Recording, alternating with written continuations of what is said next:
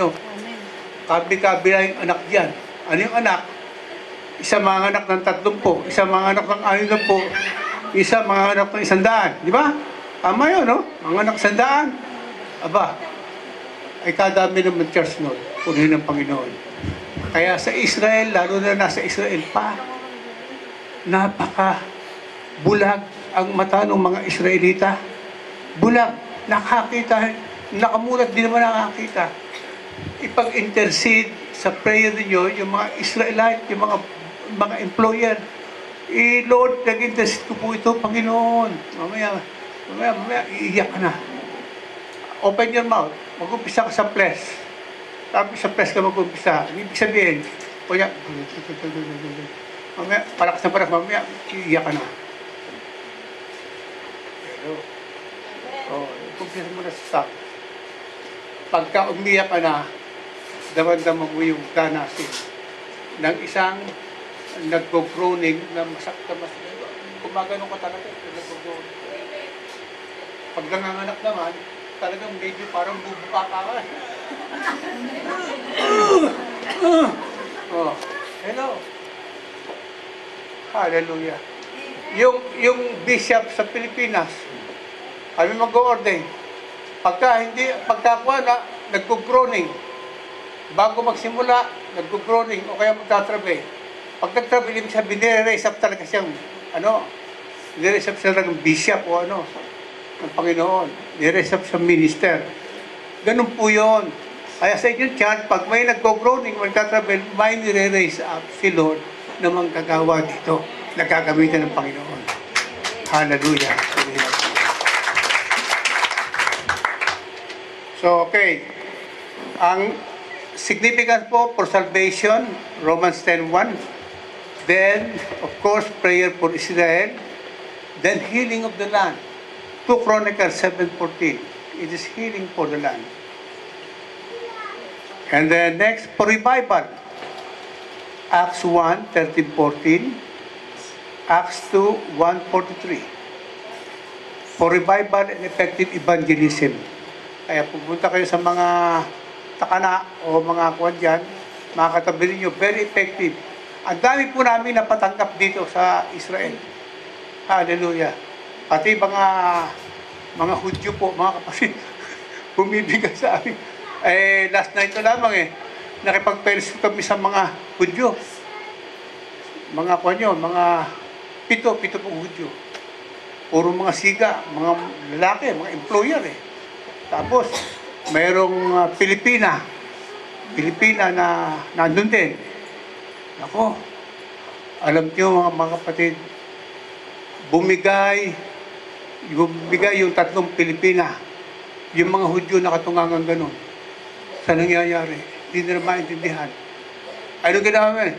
Ang ginawa namin, Shalom, Shalom, Jerusalem. Shalom, Shalom, Jerusalem. Pagka kayo pupunta sa park, magkakaroon kayo evangelism, pinakailangan may music, kahit gitara. Anong kantahin yun? Jewish song. Maglalapitan yan. Hello? Nung kami po nasa Galilee, purihin ng Panginoon, kumanta po kami doon. Shalom, Shalom, Jerusalem. Baruch haba. Lahat ng kanta na mga Jewish kanta namin doon. Pagkatapos po, yung nagka-camp meeting doon na mga Hudyo, nagtakbo sa amin. Gagawin, Shalom, Shalom, Jerusalem.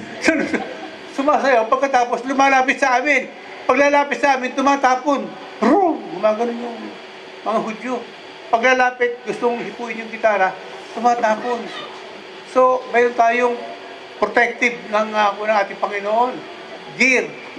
May protective gear tayo ng Panginoon.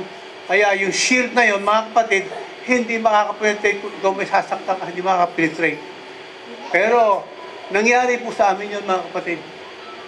Mismo dyan. Nung misa naman po, nagpunta kami sa Tel Aviv. Tel Aviv na, ito, diretso ito, yung Kalingan dyan. Tapos pumasok kami sa isang Jewish community, may park doon. Nagkantahan kami doon. Pumunta maraming bata. Napunta yung mga bata. How did you know that?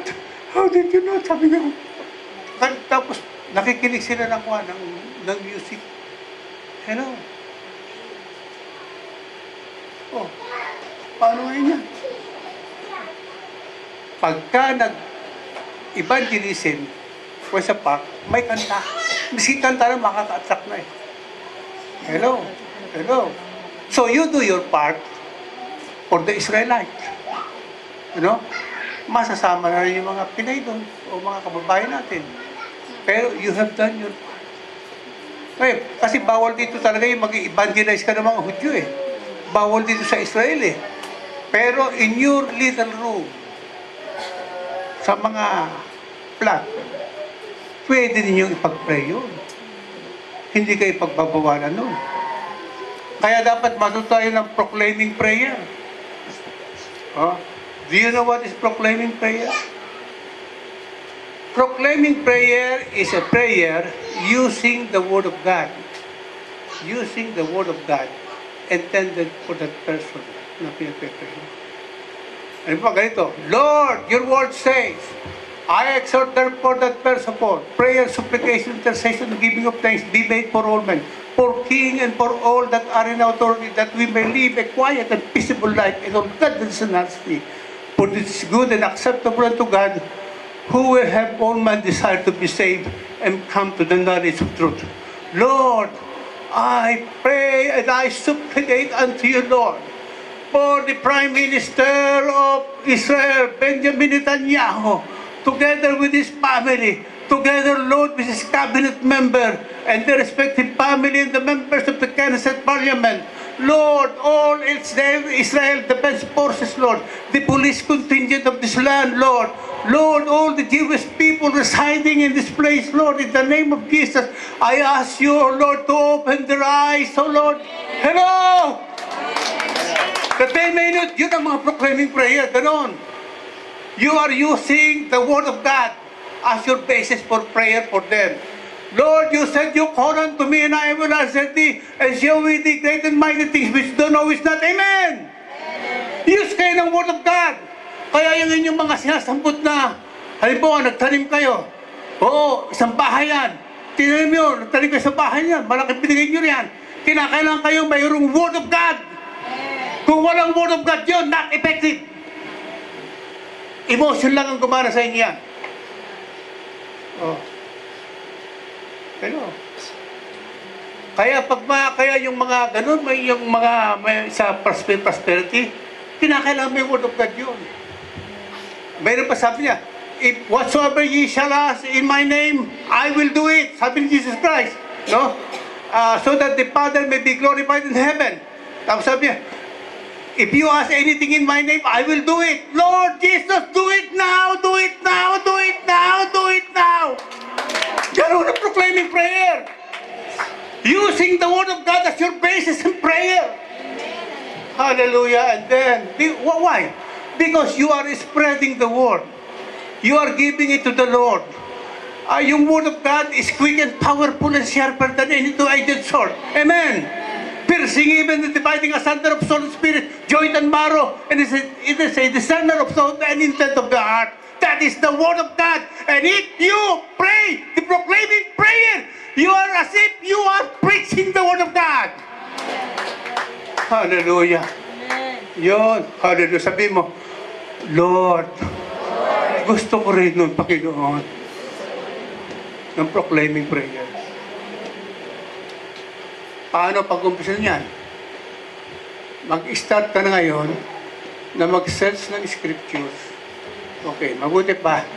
I-text ko na lang yun. Nasa akin lahat na ko niyan. Nasa cellphone ko yan. I-text ko kay Pastor Kisha. Pagkatapos, i-text mo naman Pastor Kisha sa mga member mo ito. Individual prayer, lahat yan. Amen? Amen! Pagkatapos yung Word of God na yun, ako ninyo, isulat kayo yun. Bago ilagay sa puso.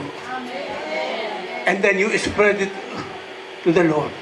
Lord, I'm spreading to you this Word of God unto you, Lord, as my basis for prayer.